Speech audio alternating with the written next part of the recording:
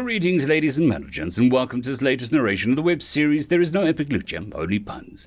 If you're new to the series, there is a playlist listed down below in the description, and as always, I hope that you enjoy. Chapter 179, Ruby Slippers and Silver Badges.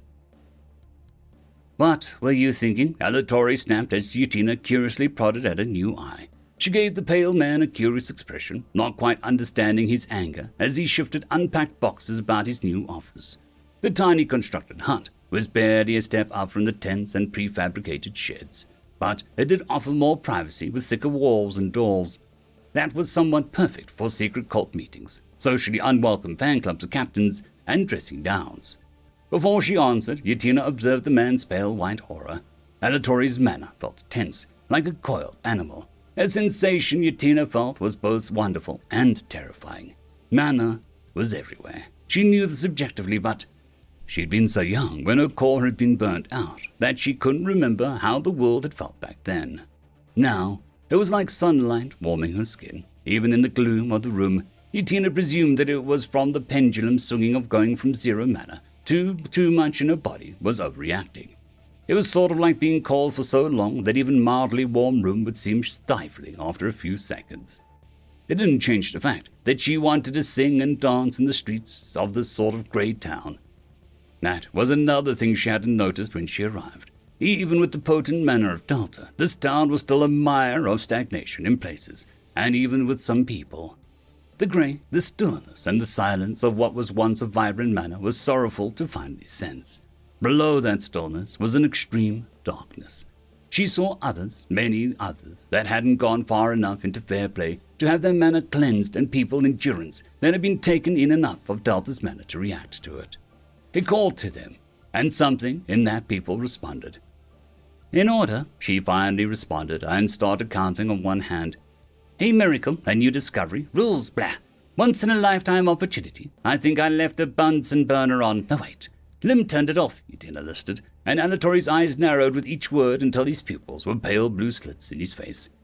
You could have died, he stressed, but Yutina shook her head.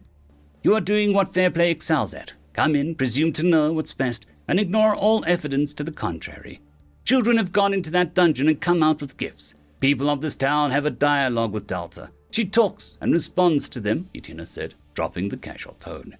That's to the natives. We are not natives. Alatori slammed his hand down, while some green finally bled into his manner from his emotions, before returning to a pale white after a deep breath. Where did you grow up, Captain? Yutina asked, watching the man tense in response. This question was a double-meaning sort. Kids like Lim wouldn't pick up on it for some time, but it was essentially asking in the most roundabout way, what the hell did you experience? Vainglorious! The answer came quietly, surprising Yutina. She was expecting a nowhere village to be diseased right, or perhaps somewhere down by the pillars of the world. Not one of the biggest towns in the world.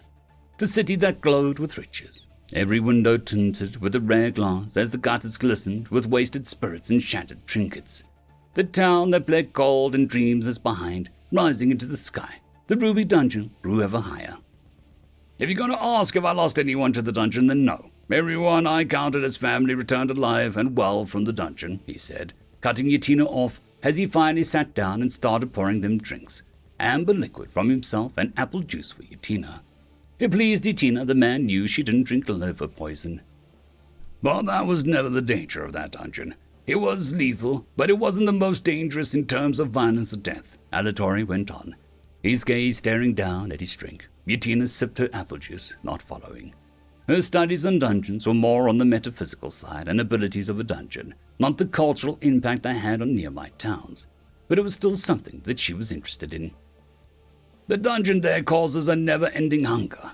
This floor had rings of opulence and gold. But what was the next floor? We can't buy you school books. Your father needs potions for the next floor and so on, Alatori said with a calm look, but his aura had a dark green flicker of emotional pain. The culture in Vainglorious is unlike any other town. Most places they share and discuss how to advance or avoid dangers. But the town has so many people that such knowledge becomes guarded. Hints on floors above the 10 well-explored floors can cost a gold piece each. The man went on as if he remembered the price and bargaining clearly. People can come into the town, eyes bright and hearts open, only to end up in so much debt that they can never leave. Alatori shook his head. I don't understand why people would continue to go. There are other dungeons, Yutina said bluntly. The idea of working oneself to death for money or shiny rocks was, honestly, stupid to her. Because of floor 50, Alatori said. A silence stretched over the room before Alatori winced at bringing up such a subject. The lower floors are physical treasure, gold, jewels, weapons, and all that. But level 50 and every 10 levels after that, supposedly, the dungeon rewards people with the treasure of the soul. It's some sort of, I don't even know the word for it, he said slowly. Someone I knew reached floor 50 and got the reward. He acted differently when he came back. The day he returned, he looked around his house, smiling to himself, as if it was some kind of joke he only now understood. He told his wife that he could now see he's temporary this old is. Isn't it funny what we do with our limited time? Kind of ugly what we wasted down here when we can all go higher. Yutina stared at the captain, blinking slowly. Do you know who rules Vanglorious? He asked suddenly. Yutina was getting whiplash at the twists of this conversation. The Sultan? She guessed. On paper, yes. But the actual city moves at the whims of the wise men. People who have reached these treasure of the soul floors, they're technically counselors. But when they move their hands, the city rearranges itself, Alatori said quietly. Sounds like the Sultan is a puppet, and these wise men shape the city, but actually get their thinking from, Yutina trailed off. The Ruby Dungeon, Alatori said flatly. A dungeon that does not kill you does not mean that it has no motives, he said with a strange tone. Yutina held up a hand, knowing where they were far off topic, where they started. Surely not everyone who reaches floor 50 becomes a wise man. Such a thing would cause fair play to slam down hard on it. It would basically be an abomination dungeon with extra steps, she argued. Indeed, but here's something to think on. No outsider has ever become a wise man, not their kids or even their kids' kids, if you look at the records. Every wise man has had a family based in Vanglorious for generations. A lot of generations. Here's another interesting thing. The Ruby Dungeon, as far as anyone can study or research, has never had a single contract to its name. Alatori leaned in, and his aura was pale mint green now, as if he was unloading a heavy subject for the first time ever. Yutina stared at the ground, at the surge of orange mana that flowed deep underground like a river. Likely a mana vein that Delta was revitalizing. She stared at it, letting it sweep her attention away as she thought of the Ruby Dungeon. She could almost see it in these turbulent mana veins, a tower of gleaming marble rings and bands of gold, sapphire, onyx, and more. It felt so vivid that she could almost taste the hot air and feel the sand in her hair. The town of Vanglorious spread before the tower in a semicircle like a crescent moon. Wide didn't encircle the tower completely. The tower itself was a giant sundial, causing life to form and die rapidly in the shadow it cast. The tower was high, but the top wasn't out of sight. She could see the birds flying near its top, close one moment and then tiny dot the next. Dungeon spatial warping. The tower was so much higher than it appeared. The tower itself looked normal for a moment, but then her eye tingled before burning just for a moment. Red? No. Ruby streams flowed to the town like a mist-like quality. The number of items being harvested from the dungeon was so vast and never-ending that dungeon mana rose into the air like a steaming mist, breathed in by every customer and merchant. The fog rose unseen into the air, turning the city from a mess of opulent mansions, towers, slums, and dark places into a red-tinged labyrinth. Yutina could only see a faint image, but there was something strange at the edge of town, a golden mist that clashed with a ruby one. The golden energy was so thick and strong, ocean-like in its immensity, that it was all the ruby mist could do to maintain a break in the golden waves. The golden energy seemed unaware of the ruby energy, but the ruby energy dedicated day and night to pushing back the golden influence. When she looked at the golden mist, she could see a massive, ancient, shifting mess of expanding golden floors that was so sprawling it could have spread across the entire land if it had kept expanding outwards instead of delving down into the earth as well. Tracing the golden mists to its origins, Yutina could see the capital city of Verloon resting over its core. Alatori's voice broke the spell. I just think it's too soon to presume anything. And you're the only one I can count on to make sense of this all, the man said tiredly. There are other researchers, Yutina replied distractedly, as her brain tried to comprehend what she saw. Her eye felt hot, almost too hot for her own skull. None of them are as stubborn as you or willing to argue when they see something stupid. I don't need yes men. I need answers, Alatori smiled as he drained his glass. Sometimes to get answers, I must jump down the holes or lick the rocks, Yutina said unapologetically. We have new recruits to push down holes and people who like licking rocks working for us, he argued, watching Yutina drain her apple juice like it was a hard liquor. I don't want second-hand data, she scoffed. Alatori rolled his eyes, but like a well-trained bartender, poured her another shot of apple juice. Good man. Yutina might be able to tolerate him if he kept his aura minty and not just pale. Still, she had some unfinished business to deal with before she got rocked up on the juice. Kayleen looked at the supplies of hero units that he had lost and was torn between writing a batch up for being defective or having a report made about how the dungeon manor had made them run out of control and to discontinue the line.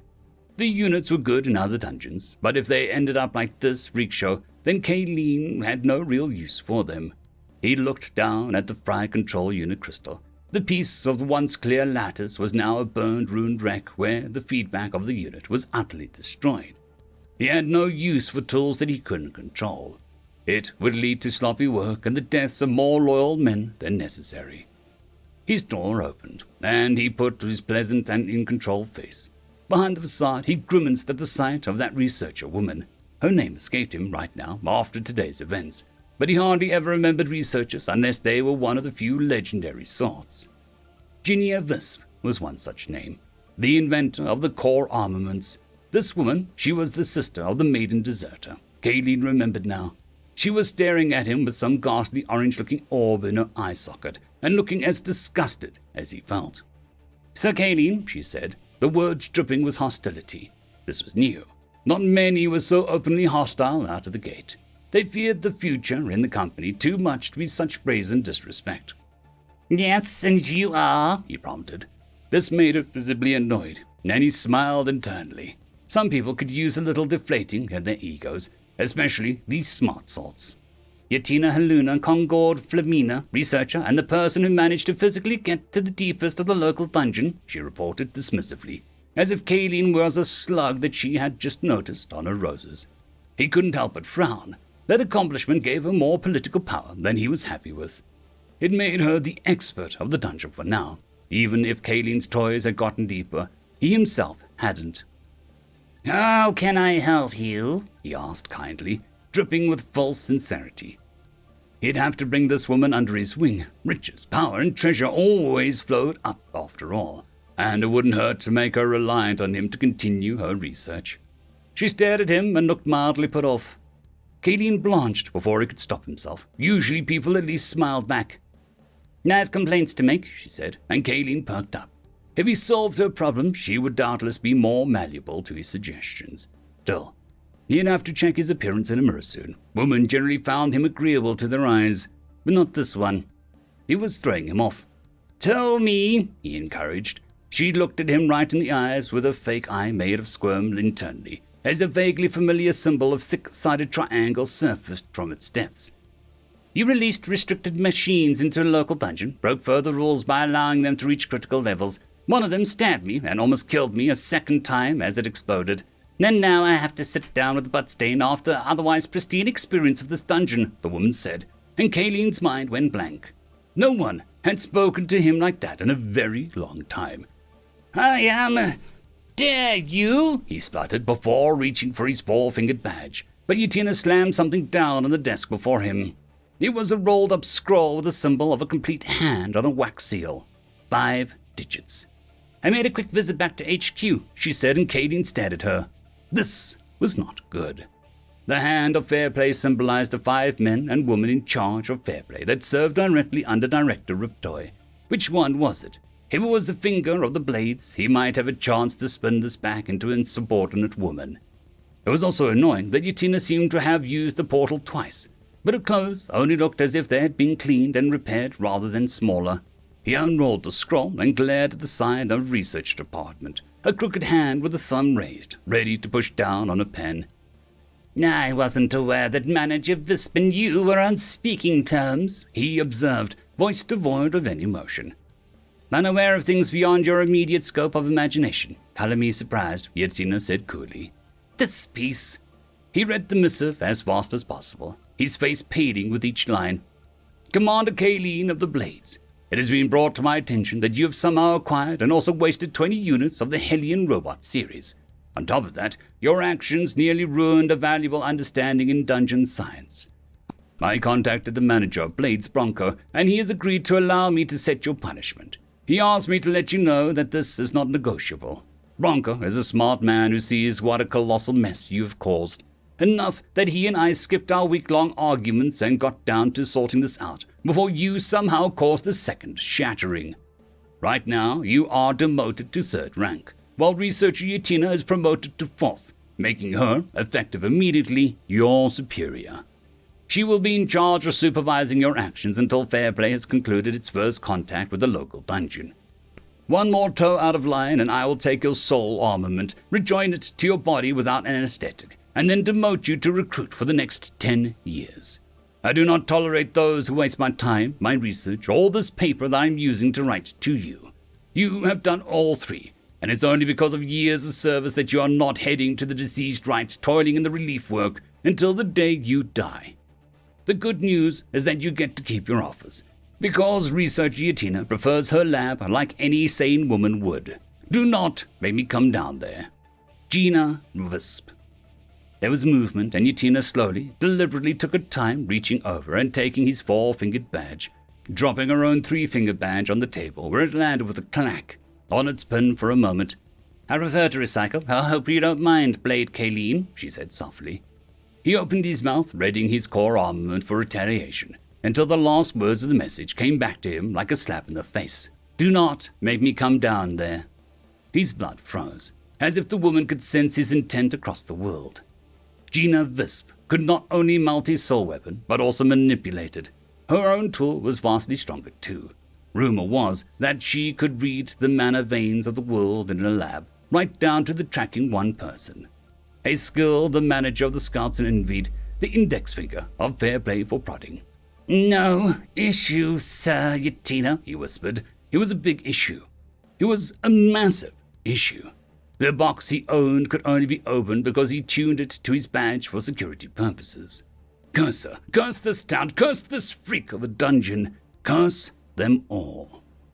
The moment he thought this with intense emotion, he sat upright as something like a wedge of cheese moved down his gut. The old man's cursed. He rushed past Yatina and to the latrine in agony. Some people don't handle loss well, he heard Yatina say, but he couldn't do anything but waddle away. Delta paused as she took a break on the Crab Island, resting in a hammock. Something had pinged her. The goblins are hatching, she said, sitting up instantly. She tried to get off the hammock, but her physicality made her flip over and tangle her foot in the hammock in her haste. Help! She twisted around for a moment before remembering that she was near omnipotent in this space. Her foot phased through the hammock, and she stood up to gaze at a dozen crabs. No one saw a thing, she said smoothly, sand in her hair.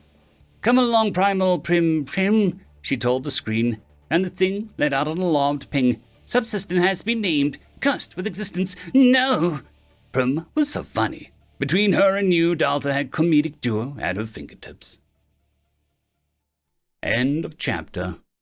I'd quickly like to thank the T5 peeps. Bitmori, Terran on Air, Cold War Boomerwaffen, Severin Cerberus, Red Panda 121, Leslie 517, Bushmaster 177, Caspar Arnholtz, Cam Maxwell, Lightjock, Dragzoon WRE, Lord Azrakul, and Arcadian.